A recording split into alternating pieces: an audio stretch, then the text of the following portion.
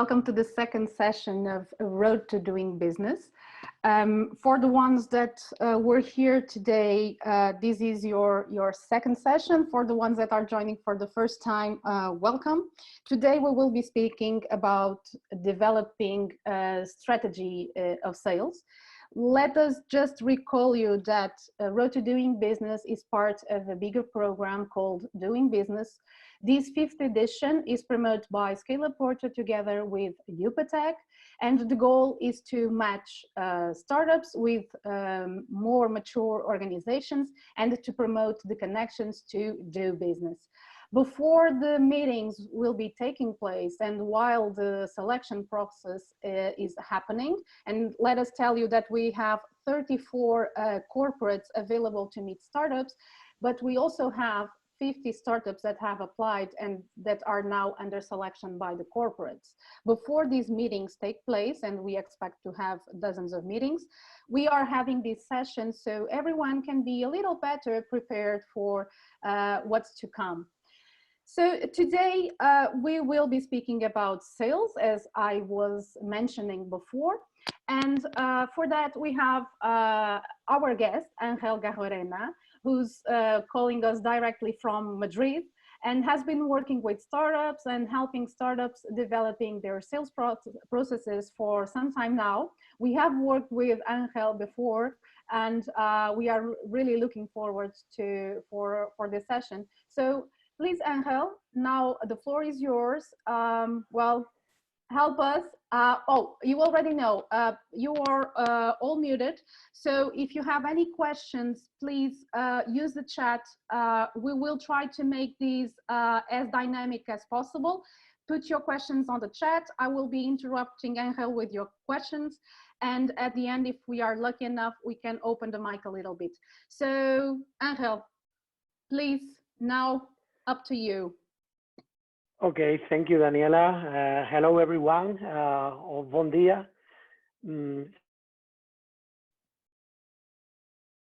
Oh, wait a second, Angel. I'm muted. Okay. I'm already? Yeah. Well, thank you again, everyone. Nice to try to share something of my knowledge about sales. Excuse me if my English is a bit rusty because I've been many years without speak and practice, and you know languages you need to be talking. O portuñol es mucho peor, entonces voy a tratar de hacer en inglés o en un inglés malo.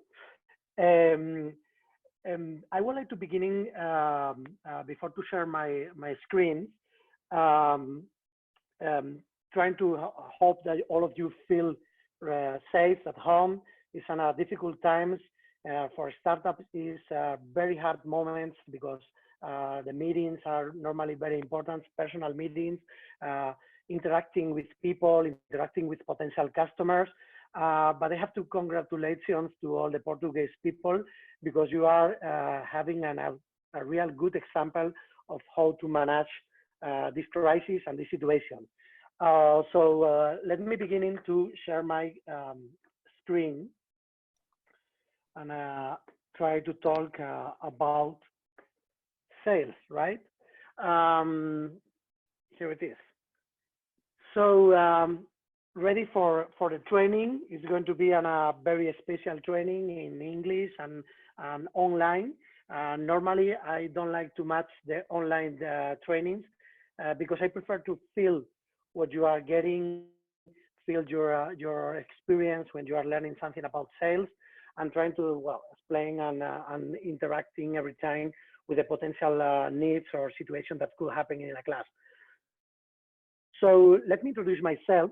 I'm from Badajoz, the city at the border with Elvas, with Portugal. So maybe about that, I love Portugal because I was spending many years in the Costa Caparica, Algarve, and well, I learned very young how important it is to have the challenge to try to get customers, because my father is a businessman. He has a small company in my town in Badajoz, and I learned the importance of how to manage the relationship with the customer from my father, and I was trying to transport all these kind of situations to the normal big companies that I was working for. I was working in companies. Well, I was studying biology. As you can imagine, somebody who studied biology normally is working like a software engineer, like an math teacher, or like a seller. So many of my colleagues from the university are working in pharma industry, selling drugs, trying to explain to the doctors how to use better the drugs that they are selling. So I learned many things, but I really began to make sales when I was young, when my mother made the typical chorizo sandwiches for my school. And when I was 8 years old, I was absolutely boring. I'm really missing now my chorizos sandwiches. But I was trying to sell my sandwiches to all my colleagues, my students' colleagues at the school. And I discovered that I good a good dealer selling the sandwiches. Well, this is something funny that happened in my life. That when I was born older, I began to think how important is the experience that I began to create when I was young. So I studied biology. I never worked like a biologist. So I think that the important thing is learn how something in the university, but what are you going to be working for is not so important. What have you been studying? So I did a master, an MBA in a business school in Madrid. But I was working in a big companies like Xerox. It was one of the biggest sales force around the world. I was working in Reuters, one of the biggest companies of news around the world as well. And I was working in Citel, the biggest telemarketing company around the world. And well, Paua, maybe you don't know Paua. Paua was one of the biggest startups getting the biggest deal in the A series rising, about 196 million. So I learned many things about this experience, and I was practicing my knowledge and learning from different environments in the big corporates, in a medium corporates, and startups as well. So since last years, because I create my own companies and I learned many things about how is the experience. I did 4 companies, 4 startups. One of them was absolutely bankrupt, and the other ones, well, not bad. I'm still working with one of them, founded in the 2003. And after the bankrupt, I decided to reconvert myself in a professor of sales, because I learned many things that I don't like how the people is performing in the sales activity, and I thought that it's very important to try to explain many people how to build the sales strategy and the sales performing within a good sense, within a good focus, trying to learn about the customers to give them back good benefits, a good solutions, building the customer experience right. So after that, the IE Business School, I joined with them, helping many students in around the world in the different MBAs and different corporates and different programs, helping startups as well. I was working with WIDA, the biggest accelerator of startups in Spain, well, in other countries, because I was working in Brazil, I was working in Ireland, England, Argentina, Chile. So I was working with many startups around the world. I was working with Fundación Repsol, Lanzadera, the biggest accelerators for startups in Spain, based normally in Spain, but also in some ones like Jitro. This is in the is the Japanese trade camera that they are helping startups and companies to grow outside the country. Well, I've been working for big companies like BBA or Santander or Indra, Telefonica, but also with companies like startups from around the world. After this small introduction, let me express just that I'm a really sales lover. I really love how to make sales. What is the feeling that you are getting when you are closing a deal? I really love how to engage people, how to work with the people in sales, how to build sales strategies, and the most important is how to perform and how to try to understand that you can make recurrent sales in the process. If you have any question, please don't feel shy and ask to Daniela, and she will make the question immediately. So let me review some details about how is a salesman, right? Teenagers. Any of you have been anyone a teenager? Yeah, for sure. And do you remember what's your mission when you were a teenager and what you have to do in sales? Because you have to do you have a focus in sales as well. So normally, when you were a teenager, you have to convince to your fathers to go out tomorrow later, to try to convince to get a girlfriend or a boyfriend. You have to be working in how to do the things, but you are not worried about with your manners normally, and you are working hard to do things and not how to do it. So your performing should be better. That means that normally when you are a teenager, there are people that are sellers like a teenagers, you know, going to everyone, don't worry about what is the answer that they're going to get. So there are a situation that is really funny. The intern, this is the people who normally beginning in a work in a company.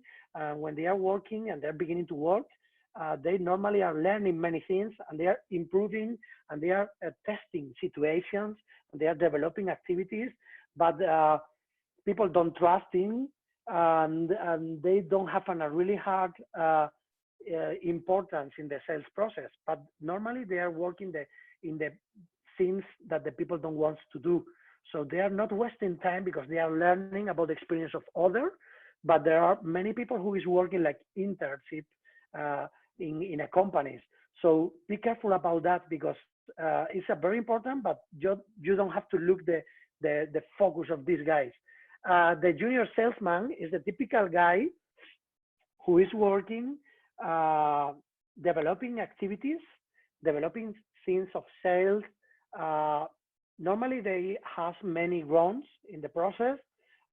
Normally they are going to the market with people who is people that don't is very important for the company, but they are learning very, very, very fast. Normally the junior salesman used to be people who is working very, very, very hard, but they lose many opportunities with customers, right? There are hundreds, millions, if you want, of companies that are using the junior salesman, right? People working hard every day. Well, interesting style of sales. Other is the typical salesman who is with a deep knowledge about their process, about their product. The typical salesman who go with a backpack going to visit hundreds of customers, but he's beginning to be more focused in what is the target that he has to get, and is focused in what he wants to do and how he wants to do it. The main problem of these guys is that they don't have a good process normally, and they don't have be teached by somebody who has a deep knowledge in the sales process, or the company doesn't have a good knowledge in the process. And normally it's a good product and well growing in the market, but they normally doesn't know how to improve it or how to change the rules, right? The senior salesman is the guy who is getting a good profitability, he's getting good experience. Normally he's changing in companies and he doesn't used to be more than 5 years in a company, because normally change the company. In the knowledge, he's transporting the knowledge that he has on how to manage the relationship with the customers to other companies. And finally, we have the startup salesman. And I decided this is the last one because a startup salesman is the typical happy guy, you know? He's the typical guy who is working in sales and is always happy about what he is performing. He doesn't know why he is closing deals, sometimes, not always, unfortunately. but he's trying to develop many activity. He's somebody who never is tired, is untired every time. He's always who is working in the process with knowledge and the real experience of they had an interesting product to improve and to go to the market to help many companies in all of the sectors. So all of you are these guys, but normally you have to learn about which one is the experience of these other guys to put in practice the salesman of a startup and to increase the relationship with customers, right? It's not simple, but it's possible. So the most important thing is which is your knowledge, not about knowledge about product. It's more about knowledge about which are your process. To be successful in sales is a question to have a knowledge in your process and of course a knowledge in your product. But if you have a knowledge in your process, you will be able to get successful in the activity of sales. So what I mean selling, for many of you, normally the answer of selling is closing deals, getting money from a customer. Normally, all the answer that I usually to listen is, I'm going to solve some problems of my customers. So there are many things that means to be selling, you know. But what is selling for me? And this is very important. For me, selling is to influence in your potential customer, to convince them. So what that means that when you were a teenager, your target was try to convince to your father. When you are an internship, if you're working in an internship in a company and you are trying to practice sales, you are trying to convince to your bosses, to convince to your customer, to influence in the people that you are getting in contact to get something, right? When you are working like in a junior salesman, you are working to convince people, and you are going to all the market, to the full market, to the world market, to try to convince people that you are a good salesman, that you have a good product to convince them, and you are working hard to express and present the solution. It's like the same when you are a typical salesman, a senior salesman, or everyone. So that means that the knowledge of what is your product and the knowledge about how is your process is the most important to develop in the process of your activity, in the activity that you're doing with the sales, right? So that means that if you don't have documented all your knowledge, maybe you are going to be improvising what you are going to do. And this is not a problem where would you be working in the activity. So the main rules to perform sales is try to understand which are your priorities of what is your customer's priority, right? And against their expectations. That means that normally when you are approaching to the customer, you have to identify exactly which are their priorities, their needs, their pains, their really needs about how you can solve something with your product. And it's the same with their expectations. If you are not managing their expectations, if you are not managing and discovering which are their needs, their priorities, it's impossible to give them something, right? So don't worry, because we are going to be talking how to perform later in your sales meeting, in your future sales meeting with the people that Porto Digital is trying to get for you, with the C-level people. But let me introduce first what is that, right? Because this is very important. The most important thing that you have to put in your mind, in your shortlist, in the top of your mind, is that a customer never buys your products or your services, right? The customer that you are going to meeting in is a people who is going to understand your benefits that are going to solve some needs or some expectations. That these expectations could be personal or professional. That means that sometimes who is going to decide to buy, the decision maker, the final decision maker, is somebody who is going to have a professional problem in their company, but also can have a personal problem or a personal expectation, right? So you have to manage correctly both of them, the professionals and the personal ones. So try to understand that if you don't have documented your knowledge and how your process can help this kind of people in the different situations, it's going to be really, really difficult to try to explain how can you help them. Maybe you will not manage them correctly, their expectations or their needs.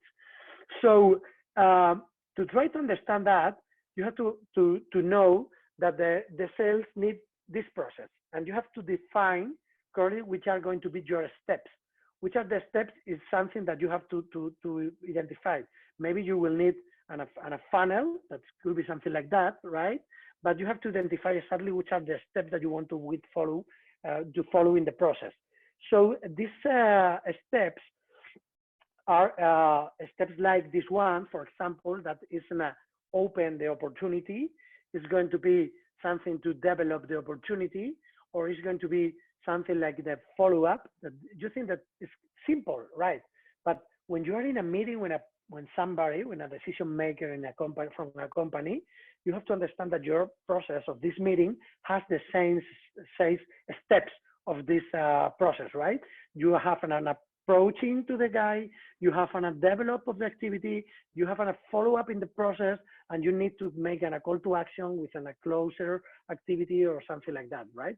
And of course, try to recover or to get the opportunity. So in the sales process, you have to follow this kind of funnels, right? The funnel is how to engage or how to generate the opportunities. And it's not simple to open an opportunity. Maybe you should know that when you are beginning a conversation with somebody, you only have around 1.5 seconds to engage the guy that you are going to talk to. So it's interesting, 1.5 seconds to be enough good to keep the attention of the people that you are talking to. So it's very important. So how are you going to begin your conversation? How are you trying to engage to these guys? Develop the activity means that you have to be working with approaches, trying to know and validate the opportunities that you are looking for, and to get information, to get feedback from your customer in order to create good arguments to convince later. If not, it's going to be very hard. Of course, follow-ups means that the guy is going to be thinking about if you have a good solution for them, and you have to be working in how to discover this information, the comparison that he is doing, to know if maybe your arguments are good or your benefit that you are offering to him are enough good. And for sure, close deal is how to develop the activity and how to get the final situation, right? So let's talk about how to develop the business, and let's about how we are going to do these meetings with the customers or the potential customers that you're going to meeting in the next days, helped by the people from Portal Digital, right? So we're going to follow a small process. This small process means that, remember, first of all, document your knowledge. You have to discover what do you know about your product, what do you know exactly about your services, what do you know about your competitors, what do you know about many things and many details that you can need to show or to offer to the customer. Try to plan what are you going to do in your process. So that means that, okay, I would like to discover many things about what you're going to do. We're going to talk later about that. How to build the confidence, how to build the trust of your potential customer. And this is one of the most important things in the process, right? Try to identify, to discover and validate the needs. Maybe you should be using a tool like an empathy maps to try to understand how is the needs or how should be the needs that your customer could have, and show them potential solutions always after discovered needs, interacting with your customers to try to get feedback and trying to close the deal, right? So let me show you something. Planning. Normally people don't plan correctly the meetings, and this is a big problem, right? Because when you are planning something, doesn't mean that planning what you want to talk about. It's planning about who is your potential customer or who is your potential interlocutor, the decision maker that you're going to meet. Trying to plan what do you know about the company, What do you know about your competitors? What do you know about yourself? What do you know about the personal situations from the people that you are going to meeting? Try to understand how many people is going to decide something inside the company. So let me know something. You're going to meet people maybe from innovation, from the companies that you're going to looking for. People from innovation normally is not the decision maker, the final decision makers from your product of concept that you want to sell, or from the final deal with the customer. So that means that normally they are the decision maker to let go across the company to show them opportunities to other decision makers inside the company, right? So what do you think is important for them? Is it important for them the experience of the users? Do you think it's important for them what is your knowledge? Or do you think it's important for them? No, they have to be worried about several things, and you have to identify exactly how to convince solving these needs or solving these activities. So all the things that you can discover about these guys are very important, right? So how to plan your targets. So if you ever practice something like the empathy maps or customer journey maps, maybe you have discovered this kind of tools. This allows you to create a map or a tool about how is the experience of your potential interlocutor, right? So that means that people is very, very, very focused normally in how to explain professional solutions. But sometimes you have to remember that the personal solutions are very, very important for these guys, because they are working with the situations like, for example, the experience that they want to grow in inside the company, or they are worried about if they are looking for something important for the company. And this is very, very important. So plan things that could help them, personal and professional. So first recommendation is get a paper, take notes about who is my potential interlocutor, who is my potential, the people that are going to meet in the meeting. So think about the experience of their professional responsibilities and think about the personal responsibilities. Maybe you are going to do it's an hypothesis, but you can validate it with them when you are planning. So this is the part of the planning, right? I'm going to validate later. So after that, I have to begin to think about quantitative and qualitative actions that I'm going to develop in this process. So how many activities can I have to convince to these guys in the process to try to explain correctly my values, propositions, and what is the qualitative, when I'm going to convince them, when I get what. So I'm looking for several details that allow me to know that I'm convincing him or convincing her. So let's try to discover which is going to be. So that means that in my plan, I have to write in my paper or in my tools that I'm going to be looking for this kind of specific details in the process to try to convince the guys that I'm going to meeting. So that's allow you to build the confidence, to build the trust. So if you're going to generate trust, it's the most important tool for close deals. So just let's think 1 second. Will you buy something to somebody that you trust? Normally, no. Simple. If you go for any shop and you want to buy something, and the salesman who is attending you is somebody that you are not very happy about him, the confidence that you are trying to get is not enough, normally you never will buy nothing there. So it's very important to understand that the focus that you have, your mission, when you're having a meeting with somebody, is generate enough trust. So if you are not generating trust, you will never get the deal. And this is very important. So what you have to do to generate trust. Okay, you have to think about how to tell your story, your products or services, how to approach to the guy telling something that is interesting. Remember, people love stories, and it's incredible. When you are talking to somebody, if you are beginning the conversation when, let me tell you something, a big story about how we beginning with this company or how we started to create this process. Um, it was something very, very, very important to get attention from your interlocutor, from your decision maker.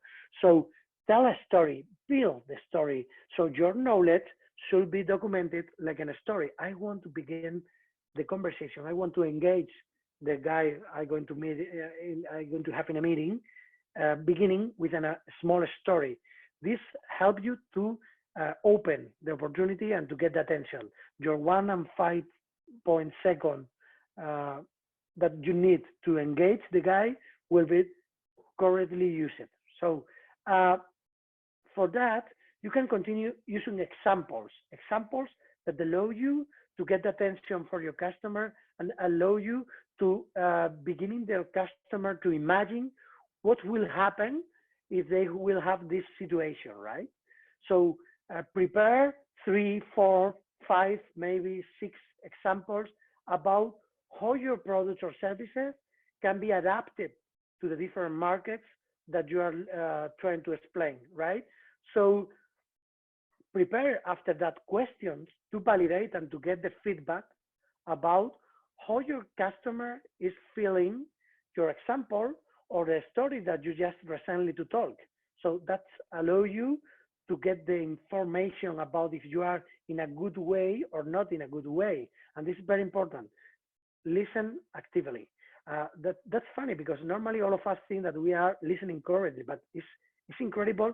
I'm sure that many of you are listening to me because I'm in the screen and you're watching my face and I'm talking with my poor English, like in a Spanish or Spanglish.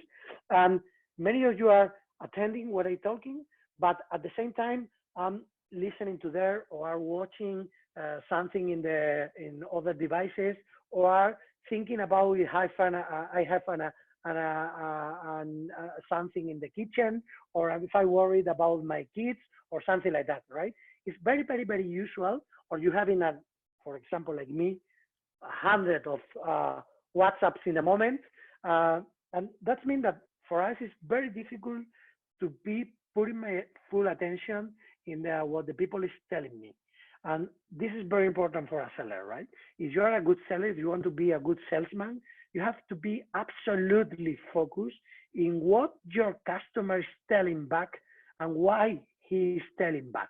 So you need to understand and interpret why he wants or he explain you something and what is the argument that he is using to explain you something, and try to think why he is trying to explain me in this way or not, right? So remember, if you want to build trust, you need to have a story to tell. You need to use and have several examples to explain to the guy that you are talking to. You need to prepare questions to discover information and at the same time to validate if the examples or the information that you are providing to the customer is if enough good. And you have to be absolutely focused in listening actively. This is the most important details to generate trust. If you are not doing any one of these four, it's probably that you are not generating enough trust or confidence in your potential customer. And if you are not generating trust, maybe you will lose the opportunity. So validation. So the focus of all your meetings is first engage the people, is how to engage the people, is to keep in a talk, is to keep conversation and beginning to validate the opportunity. So remember, you get to be in a meetings with people who is talking with hundreds of startups, hundreds of products, not only of all of you from Porto, maybe from other countries, maybe from other accelerators. So you have to be different. You have to prepare something to be different. You have to impact to them, generating the trust, engaging and getting their attention, and then beginning to discover who they are because you have the plan and you have the targets of the potential activities that you think that they have and their needs or their expectation, but you have to begin to validate their needs, right? So how are you going to do that? I remember that it was 2 years ago in a meeting with a sales director for one of the big insurance companies in Spain, one of the biggest insurance companies in Spain, and I prepared 52 questions to do with the sales director, right? 52 are too much. My meeting was only 1 hour. If I did all the questions, it will be in a situation that normally it was impossible that he respond all of them, or we will be 3 hours talking.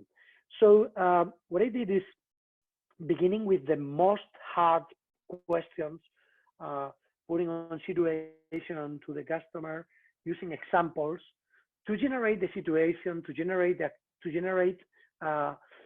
engagement with the customer, to get a good feedback and to validate if this was a real feeling hard to solve with the customer. So when you're trying to validate, you have to figure out if your question is going to push hard against the needs or the pain of the customer. And about the answer that you're going to get, and about that is very important to have an actively listening. You are figuring if normally the situation is something that you can solve or not. So prepare good questions, use the good questions, and get the feedback from the customer. So your questions should be focused in how are pains from your customer needs or gains, expectations. So prepare and practice, because normally we are doing closed questions and we need to do open questions. The main difference in a open question against and a closed question is that when you are doing a closed question, you're going to get a simple answer, like in a yes or no, a number or something like that. And this is to confirm, but it's not something that is going to allow you to get more information. So be absolutely focused in how to get information, creating questions like how you did something like that, or how important is for you when you are developing this, or when you are doing that, how affect to your business or how affect to your, it's very important to get an open question, to get feedback and explanation about what is important in the activity, right?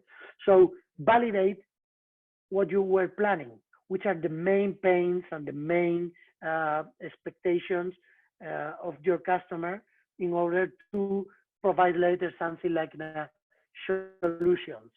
And this is very important, right? Because normally the bad seller, the intern or the junior salesman, is beginning to talk immediately about their solution. It's like how I show how I have a good solution, but it's not the real thing, because you are not important for them. You are in a small company, also if you are in a big company, it's funny. You can have a good solution, but if you're not generating trust, if you're not discovering the needs, your solution is not, they are not important for them. So remember the main rule of sales is like this customer is going to buy your benefits, not your solutions. So don't talk immediately about your solutions. Don't talk immediately about your products or services. Try to understand how are the needs and the expectations of your customers, to provide them a good solution that should be adapted to their needs or to their pains or to their benefits or to their expectations or to their gains. So this is very important, because how to manage your meeting is the most important thing that you can do to have successful in this process, right? And remember, all these meetings are a process. So prepare your questions, prepare what are you going to identify, and looking for something. If you have planning first, what are you looking for? What are the main things, the main needs or expectations that you think that your potential customer could have? is the moment that what you are looking for. And this, when you are, it's like gonna be shooting. If you want to kill an animal in hunting, and you have to be shooting sometimes many times. So you have to be shooting many times to the animal to be sure that you are to win the deal, right? So you're going to generate trust, make good questions, focus it in how to get this information. And then only when you have the answer, only when you are sure about how important it is for them, these needs or these expectations, show them the benefits that can solve these needs or expectations. And then remember that it's very important to continue interacting. If you are not getting the feedback from your customer, if it's not a conversation, it's like an standard comedy. It's like me too. Just now, I'm just talking along, and I don't know. I don't about that. I don't like too much the internet trainings because I don't have enough feeling about what you are feeling, about what you are learning, about what are you thinking about what you're talking. I know Daniela is taking many notes. I'm sure that it's about question that she's going to translate later. But interacting is remember, a sales is in a process of a conversation. If you don't have a conversation with your customer will have a conversation with his mind. So you have to be enough good to provide information to your customer to prepare that conversation against you, not against their mind. So you need feedback, you need information, you need to be talking. If you are talking like a monologuist, it's not a problem, right? Because you never know if you are going to prepare a proposal to the customer that is going to be very interesting. So going there is very, very, very important, thinking about how to interact. So finally, we have to be thinking in how to closing. So closing is the normal thing to be done everything correctly. That means that you can be trying to close a deal and you can be lucky if you close the deal without do what we were talking before. So if you are not planning, if you are not getting the trust, if you are not getting an engagement with the customer, generating this trust or confidence, if you are not discovering their needs, if you are not telling a story or using examples, if you are not getting feedback, interacting with the customer, maybe you will never get the yes in the close process. But it's possible that you get it. Then it's impossible to repeat this activity because you never learned what was happening in the process. So something that you can recommend, I can recommend, and you should remember in the activity of trying to close, is that you are going to be rejected many times. It's normal. That you've been rejected doesn't mean that you are not doing a good activity or a good process. Mean that your customer doesn't understand something. So that means that you have to continue focusing in discover something that you maybe lose in the process. There's a big difference between to be rejected by objections or to be rejected by refusions. So when you are refused, it means that the customer is not interested anymore in what you are talking. And normally he answers you with an excuse, something like okay, very interesting, but I have to close this meeting because I need to go with my kids or something like that, right? But when the customer, the potential customer is absolutely interested in that, he uses an objection. And objections could be something like, for example, okay, but I'm not sure what is your value because I have this kind of other provider that's providing me this solution. So what is the main difference? That means that you are not explaining correctly the main difference, or that means that you really didn't discover the real need or the real opportunity in the process of that you are trying to sell, or that means that you normally are showing very fast your solution before to discover the real needs. So closing, you're going to be rejected. Americans guys normally say, the American Association of Sales says that we are rejected around 8 to 12 times before to get a yes. Latin people normally think 5 is enough. Imagine to say somebody that you are meeting and is every time saying, okay, no, okay, no, okay, no. And the second, on the third time, you say, okay, stop, thank you very much. It was a pleasure. Are you going to continue trying to close the deal? Excuse me.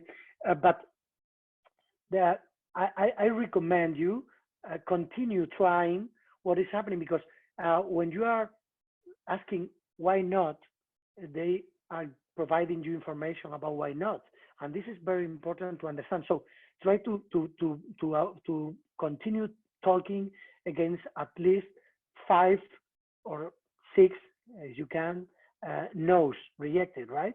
So continue fighting against your customer to convince him, because something important is, it's not a question to get the money, it's not a question to close the deal, it's a question that you feel that you are convincing to your customer. When you convince to your customer, the deal is closing automatically, and it's not something that you have to be pushing anymore. It's something that the other one is going to say, okay, it could be interesting. Let me think, or let's go, which is the next step. For example, I just to close a deal with a medium company in Spain last week, sorry. And I was doing currently all the steps, all the process, and I was checking every detail that I was discovering, and I was providing information. It's not one meeting, it was around 4 meetings and mailing and calls. But I was checking the right things that I was doing in the process, discovering all these details, knowing that I was helping to solve the needs. And finally, I only need to do a closed question, and it's not an open question, okay, what do you think? It's enough? Can we continue? There are many techniques in the sales process to close deals, to closure techniques.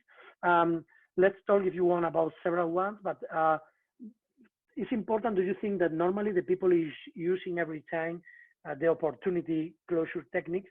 That is like, okay, I provide you a discount, or I give you 2 per 1, or if you decide to buy now, I can provide you other service extra or whatever. But it's very important to be focused in how to build all the process and to follow all of this. Daniela, I guess that you are going to make that a question. Yes, I will, Angel. There's this thing you saying to have at least 4 or 5 no's before you give up. So keep pushing to collect all the information you need to, even if it's a no, to understand why is it a no. But sometimes what startups complain about is that the mature organizations take too long to say no. They just let the process keep going, and they don't say a yes, but they don't say a no. And a no that takes so long to be said can really be a difficulty for a startup. So how can you, if they are not saying a yes, how can you push them to say the no? Yeah, okay. Remember, this is a process, right? Let me go back to the funnel 1 second. Because I want to explain you something about that. I love the questions. If I don't get questions, it's very, very hard to explain details, right? Let me go just 1 second over here, because I want to explain you something. There are something important that we have to understand in the activity of the sales, right? When we are developing the activity, maybe we have many actions with the customer. We have meetings, we have calls, we have emailing, and in this process, we are having information that we have to manage correctly, right? So my suggestions will be, I have to create a panel of the information on the small details that they are providing to me in order to create a value proposition that I'm going to present them. Sometimes you have only 1 meeting. In 1 meeting, you need to check really fast these needs that you have been looking for, or this expectation that you are looking for, and you have to check the benefit that you are showing or offering to the customer, right? When you get enough and you know that you have enough, is the process of the follow-up in this part, right? The follow-up is the main problem in all the big deals with big companies. is about the time that you was talking, and it's about the situation of that you are going to be continuously waiting for. But which is the main problem? When you are engaging again to the customer, say, hey, what is happening with my proposal? Do you have a decision? Have you decided something? No. Okay, this is boring for them. So my suggestions will be, okay, prepare 3, 4, 5 ways to contact again with the different points that you recover in the needs, and trying to put examples or trying to show them solutions, but not asking like in a closure opportunity again. So that means that if you are talking every time like, hey, are you going to buy? Are you going to buy? Are you going to buy? The situation normally is like, and he will be boring about that you are asking every time to buy.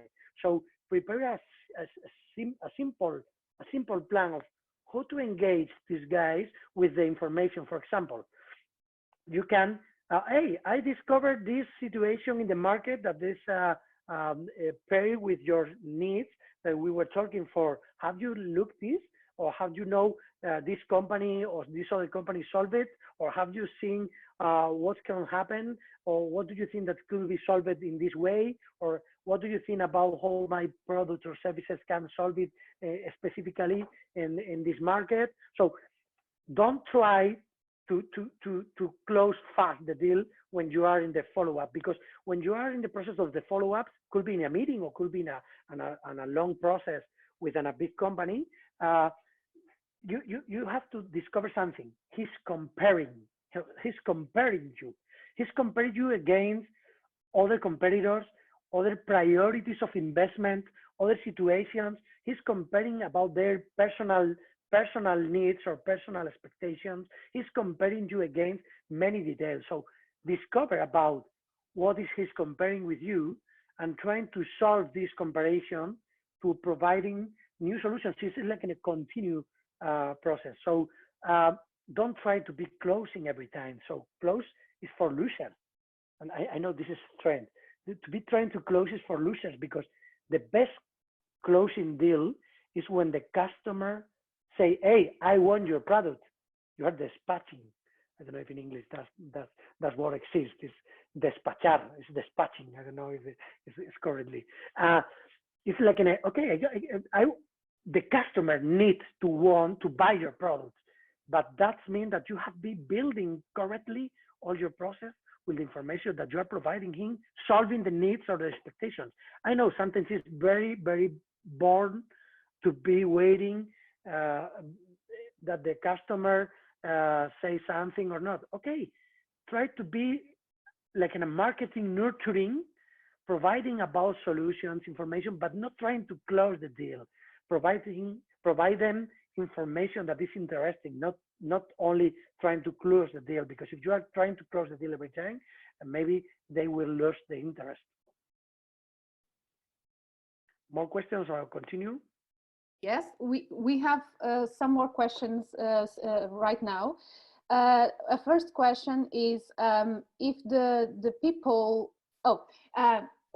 these startups usually meet with the people that are responsible for innovation departments, and they have their own KPIs, and they are interested in testing these technologies and implementing them in their companies, but they are not the ones that will make the decisions of buying. Yeah. So I don't know if you will be speaking about these further, but I have a question here of how to reach the person that takes the decision. Okay, there are something very important. There are a map of stoppers. Let me check.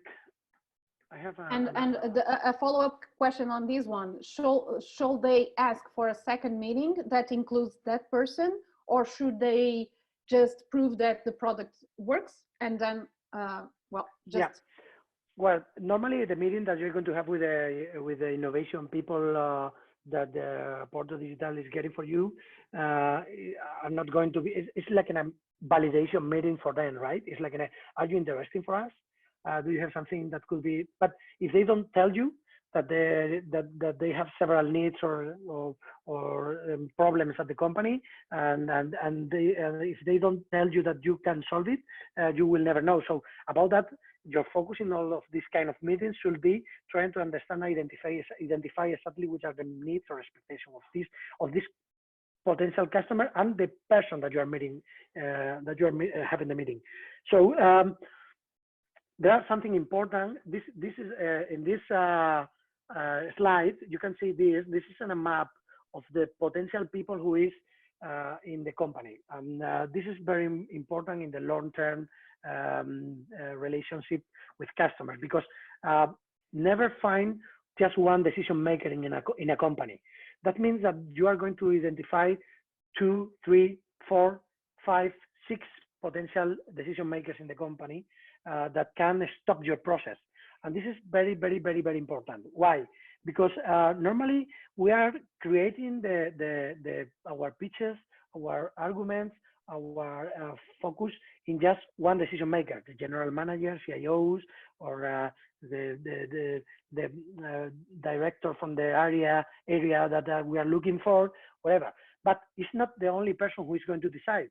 Sometimes he's going to talk with their bosses, like in a CIOs, or like in a investors or something like that. Or sometimes they are talking to the users that are going to use the product. And imagine that a user say that I'm not sure this help enough to us, and generate any doubts to the person who is going to decide. It's a problem, right? Or imagine that. So what I suggest, my suggestions will be create a small list and a small map of how many people could be involved in the decision of this product, of to buy this product or service, in order to discover the different needs that they could have. Because it's not the same for a financial guy like a marketing guy. They are not interested in the same. One of them want to spend all the money, and the other one want to be profitable and cut all the investment. So it's very important that you have to understand that the different people who is to be talking in the process, maybe not with you, maybe they have been talking inside between them. You have to understand what they are expecting with something like you, with your product. If you understand that, you will provide information to your interlocutor to fight internally in this company. So that means that, remember, a process of sales, many interactions with many different people, with many different situations of expectation, of needs, of generating trust in different points.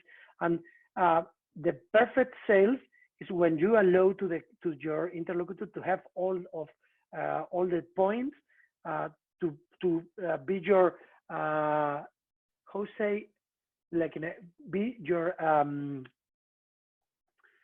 no me sale ni en inglés ni en español, excuse me. Es like try in Spanish. Yeah, it's paladin, but I don't know how to say paladin. Sponsor, sorry, is to be your sponsor, to be your sponsor in the internal sales, right? Because first of all, you have to think when you are going to meet, and the second part of the question that you did is like when you are having a meeting with an innovation guy, the innovation guy finish the interaction with you when he decides that you are in a good company or in a good product or something interesting that can solve something inside the company, and open the door. So your final close action with the innovation guy is when he put in contact with other people from the company. So this should be your focus, not in a short term, maybe in a long term solution, solving problems to this innovation guy. But then beginning the real sale, the real deal is when you are getting in contact with different professionals in the company, like the CIO, like the different managers, like the users, and you are getting feedback from them, maybe without meetings, maybe because you are make questions, I don't know, in a form, in an exam, or in asking in a meetings to the decision maker that you have in the meeting, and you're getting enough information to create the value that you can provide to these people to do or to decide the yes in the sales close in the deal, right? We have here another question about the Spanish market, but maybe we will save it for later. And now we'll allow you to keep going on your with your presentation, Manuel. We'll save this question for a little later on. And Angel, do you have something else to share? Well, just two slides, not two more. Okay. One is remember that also the sales process, the full process of activity with customer, you have to be measuring many details, like the time that you are spending per actions or per all the process.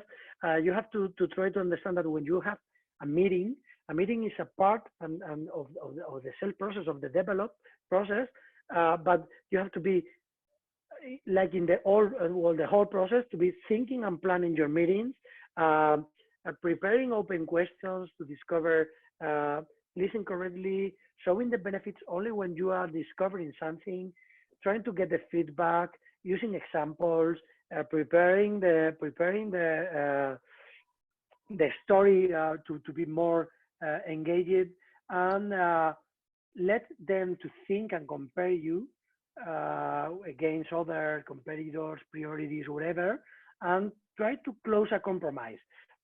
Sometimes in this process to try to close a compromise, you will need many patients, and you have to be patient with several objections or several details, but that means that the process is running well, because when you are solving things, doubts appears to the customer and objections appears for you, and when you solve the objections, that means that you are winning opportunity, right? And for the last is I will recommend several tools like the empathy maps, that you can discover many information about how to build good empathy maps in the internet. The Lean Sales Canvas, this is it's a map, it's not a simple map, it's not a simple matrix of how many people is interacting in the process to the decision making. Something like to be sure about what are your value propositions, and not just one value proposition. Maybe you will need hundreds of value propositions, like appears adapting your benefits to the real needs of your customer. So prepare to be very clever, changing the value propositions. Prepare your list of questions, what you want to discover, and don't improvisate. How say improvisar? Is improvising? Sorry, improvising. Not improvising about what you want to make the question to your customer, and prepare every details of what you want to discover. Think about what you would like to negotiate, if it will be possible to go close to the deal, and don't try to negotiate first very fast. And remember, I always compare negotiations again like in a tennis match. If you provide something to the other one have to give back something to you. So be preparing to change one thing per one thing. Not try to offer immediately. No, I can provide you this, and I have a discount, and if you go now, I will provide you that, because this isn't a bad negotiation, right? Try to be an equilibrated negotiation. Change one per one every time. And last thing is prepare your targets list, right? Have absolutely focused on what you want to get in this meeting or in this process, in each action in this process, and what do you want to get. So I always talking about the micro targets, right? It's very important not to be focused in all in the main target. It's important to close the deal and to win the customer, but remember that not all the customers are always close. So focus in get micro targets, focusing in get micro steps that you are crossing to, and close a deal is in a process that is going talking and talking and following and step by step and getting small victories to get the final deal. That is the focus of all of that of us. So for me, that should be something that I will recommend. Several books that I love. One of them, well, the Lean Startup is very useful for all of us. Predictable Revenue is for me one of the best books of sales. It's very focused in internet sales and how to develop internet sales. But you have to read this book not only focusing create an e-commerce.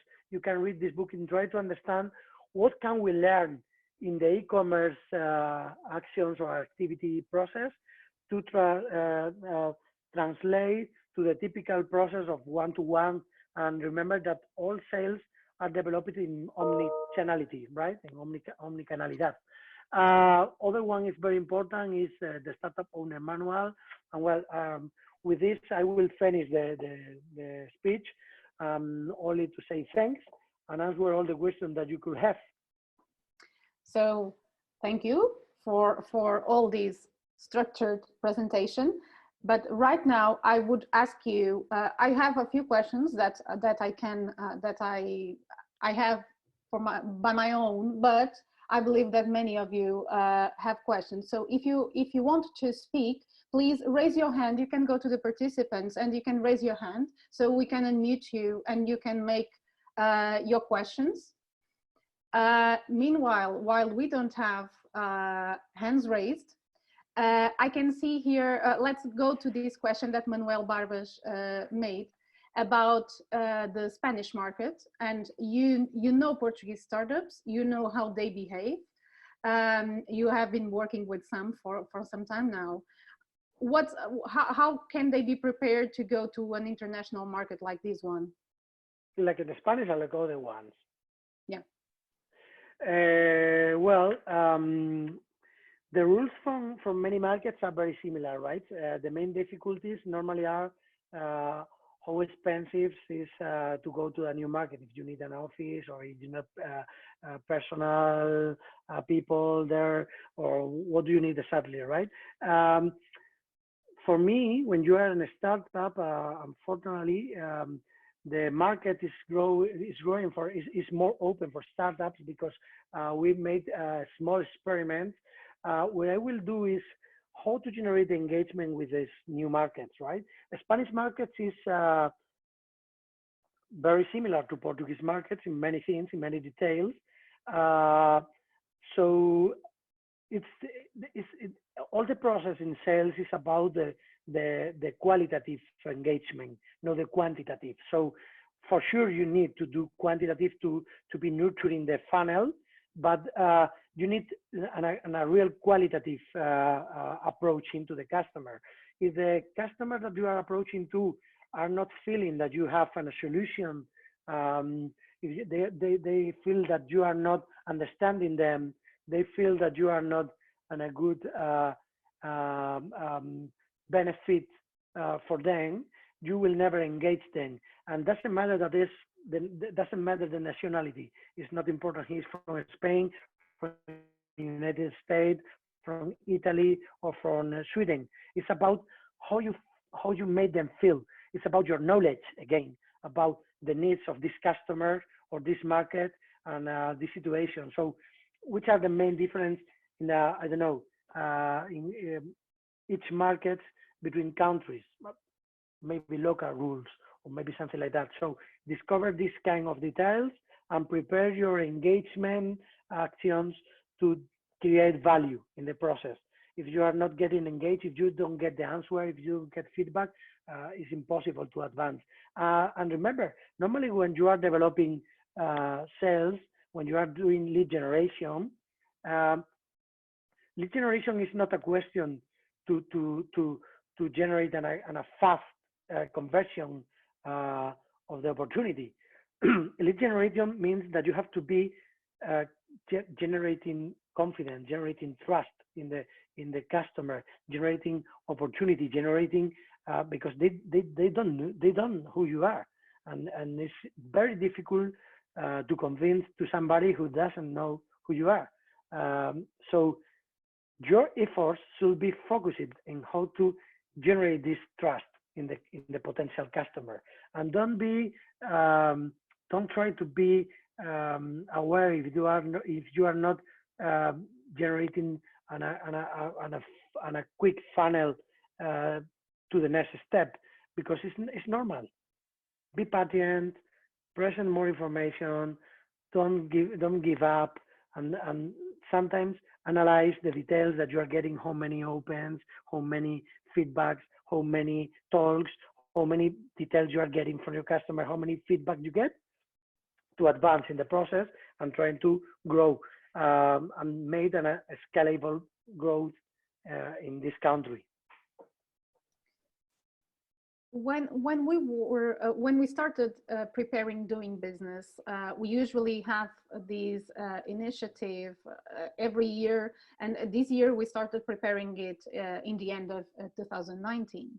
So we were like, when all this pandemic situation arose, yeah, we were like, oh my God, let's see if the companies are still available, or if their priorities have not changed, if they are still available to learn about startups innovations, if they still want to test and adopt their solutions. So when we got in touch, we were quite surprised that all of them were still super willing to meet the startups and to keep developing new products and services with them. So for us, it was a nice surprise. We kept organizing the doing business, because we understand that now startups need to keep testing and to keep seeing if they have a fit in the market. So this is a good situation. But anyway, this is a period of uncertainty. So even for the corporates from their side, what was what they were certain about a few months ago, they are not certain anymore. So for this period in particular, for the startups that will be having these meetings, do you have any kind of recommendation? Because the value propositions have to be adapted, the way of selling has to be adapted. Do you have any recommendations?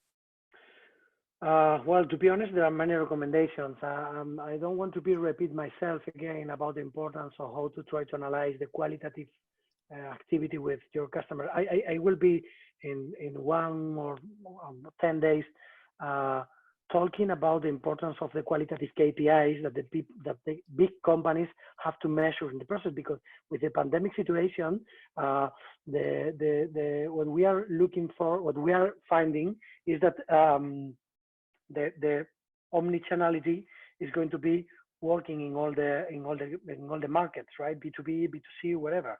So that means that there are many meetings by telepresence like this one or this one. That means that there will be other kind of actions, and it will be easier to measure the number of the activity, the quantitative activity, but doesn't mean that you are going to be successful in your process if you are not getting the qualitative results.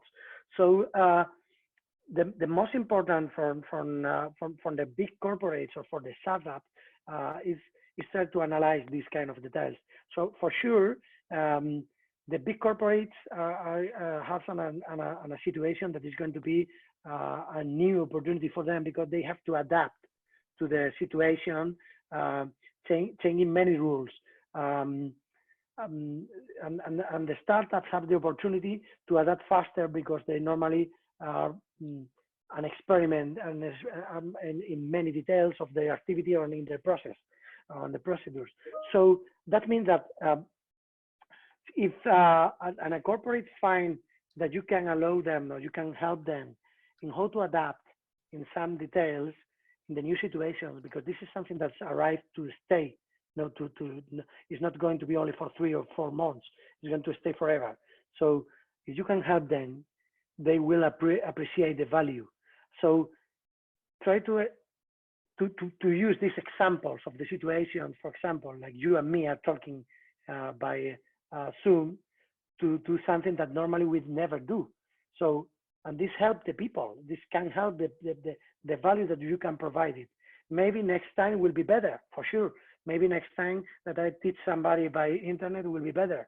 Maybe next time that the people who is listening here understand better what they are looking for, or trying to get more information, or try to be more attention, getting more attention to the information. So the rules are changing for corporates and for startups. The good thing is that before this pandemic situation, the market was changing rules, and the value of the startup wasn't very interesting for many corporates. So they are going to still having attention of you. So try to understand that the only thing that is changing is the channels to talk, but the conversation have to still working. We have two hands raised here, and we will close with these two questions. So first, Vedish, hello, you're now unmuted. Hello, hello, Angel. For your presentation, it was amazing. Thank you. I have a question. Sometimes the lead, the sales lead, asks to have contacts with current clients, and it raises please, Glenn, sometimes. Yeah. Okay. Sometimes the lead asks to have the contacts of current clients to chat with them about the solution, about our company, something like this. And it can raise. You understand? No, not too well. Sorry. Maybe Angel can listen better to my sound, so you can close your question and I will rephrase, and maybe he can listen better to my sound. If you want to try in Portuguese, I can try to understand it if you speak devagare. Posso tentar em português. Sim, eu posso falar português, eu posso falar em português, eu posso perceber mais ou menos. Ok. Às vezes tem clientes que pedem o contato de outros clientes. Sim. Referência. Referral. Yeah. It's something that is out of control of the sales process. It's something that the seller should be looking for. So, but this is the part of the when we are talking in the funnel, you're watching a funnel like this, and this is the hunting funnel, right? This is a big step there, and a thin step at the end. But when you are finishing the deal, it's beginning a new funnel. It's in this way. It's like I have to do how to renovate, how to upsell, how to downsell sometimes, or how to get cross-selling or referrals. So something that all the sellers should be doing, Salesforce should be focusing when you have an experience and a good experience, ask about a referral from the customer. Otherwise, when the customer is providing you referrals without you know, that's great. That means that you have a good solution and you are developing a good service. But if the customer don't say to other ones that you have a good product, always try to get a success case, a referral, if can provide some contact. And if they are happy with you, they will provide you the information for sure, right? Mm-hmm. But when you are a startup, sometimes you don't have a lot of referrals when you are a startup, because it's the beginning of your activity. So it could be a weakness to don't have referrals to present. When you're in a startup and you don't have any customer, you never close any deal, I will recommend you give a present for one. Yes. Because you need the reference, you need a referral, you need somebody test your product, right? I know I hate to do things for free, right? I don't believe in the free mode. But when you don't have any customer and you really need to close any deals, and you need any referral, any first experience, then the first one, do it for free. Just the first one, just to get the first referral, to go to other customer and use the referral, right? I have this customer success case, or I have this experience, or I developed this, and we learned this. So when you're in a startup, when I was in a startup, and I did 4 times, I did my first sales without free, and I was very hard. Sometimes it's very hard to be pushing to the customer to close the deal. but you can do it. It's not impossible, right? Always you can find somebody who decides to buy. That means that you are solving good the needs of the customer. But imagine that you need, I get a taxi license and I buy a taxi, and you need a taxi, and you call in, you are my first customer, and I say, hey, I would like to go with you to the, I don't know, the airport or whatever. And you say, I want to go to the airport, right? Perfect. And you say, okay, this is my first trip. And you say, it's your first trip. I don't going to pay you then. It's going to an experiment. And you say, what? What I will do is stop and please and go out for the taxi, because I don't need customers like you. But if I really need experience, if I really need to know if I'm a good driver and I have good services and I need something, I will do it for free, but I will ask for you that you give me the recommendation to get other customers, and you provide me some referrals of other customers or whatever, right? So you have to change something always, and you have to get something always. Knowledge about your experience, or potential prescriptors from other customers or whatever. Okay. Well, thank you, Vedish. Thank you. Now we are moving to Miguel Rangel. Miguel, we are unmuting you. Miguel?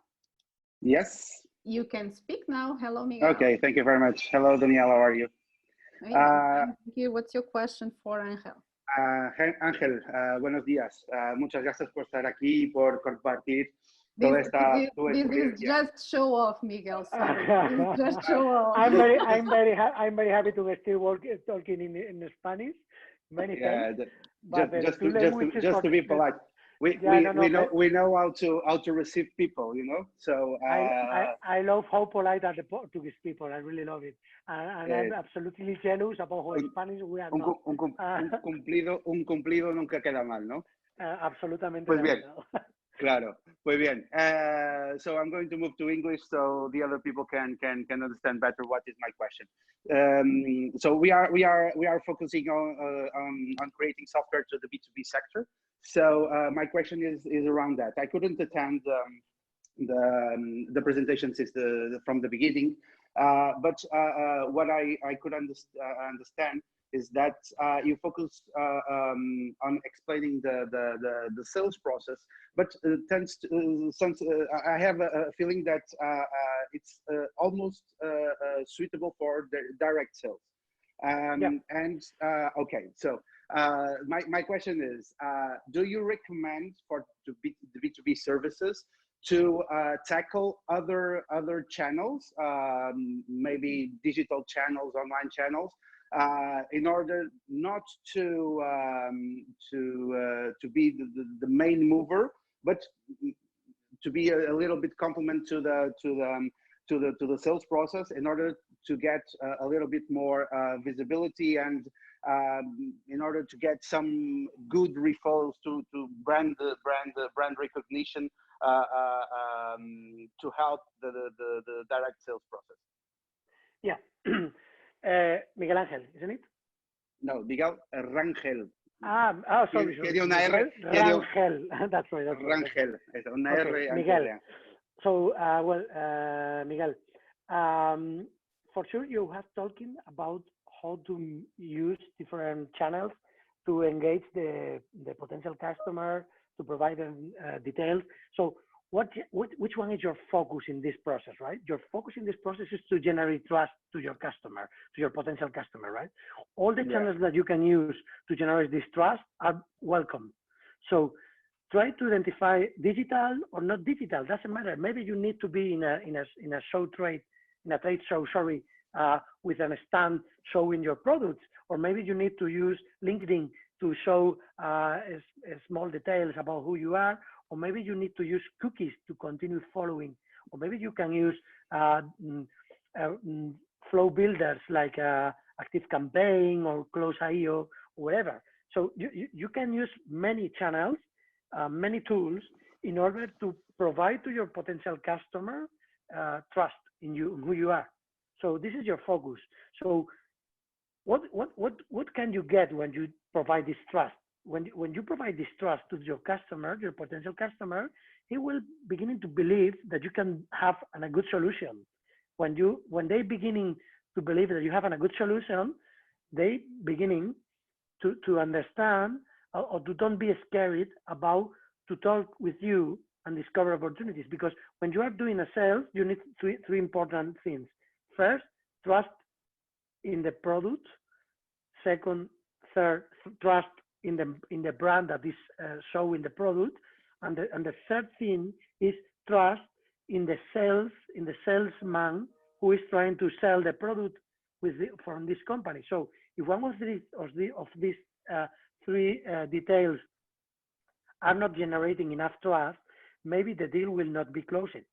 So try to understand that all the channels, all the informations, all the details that you can show to the potential customer are pretty welcome to help you to convince to them, because again, it's in a conversation against two people, your potential customer against you. If you are not here, it will be only in your potential customer against their brain, their mind. So you have to use the information that you can provide to the market, to the different channels, to help them to talk with you, to manage the situation. Okay. Thank you. If enough answer for you, I hope. Yeah. Thank you very much. Thank you, You're welcome. Miguel. Sorry for the bullying and for the other ones. I know Miguel and we know for a long time. That's why I bullied him a little bit. So sorry. You have to buy me a beer in order to be forgiven. So we last question, right? The really last one, from Carlos Neves here on the chat. So the interactions from now on will be much more digital. So how to engage and keep the trust and develop this relationship if people will not be meeting? I think that the main problem normally in digital or not digital, in person as well, is that we are absolutely doing a bad questions, right? So we normally think that we have enough information. We are not focusing on how to discover the real feelings or the real terms that are under the answer of one of our customers. So that means that we need to be sure about which is the answer from our potential customer or our customers, right? The decision makers that we're talking to. So in digital, you can make many questions, and maybe you need to create not one email or not one chat or not one web. You need to create several ones interactions with your customers to discover this information.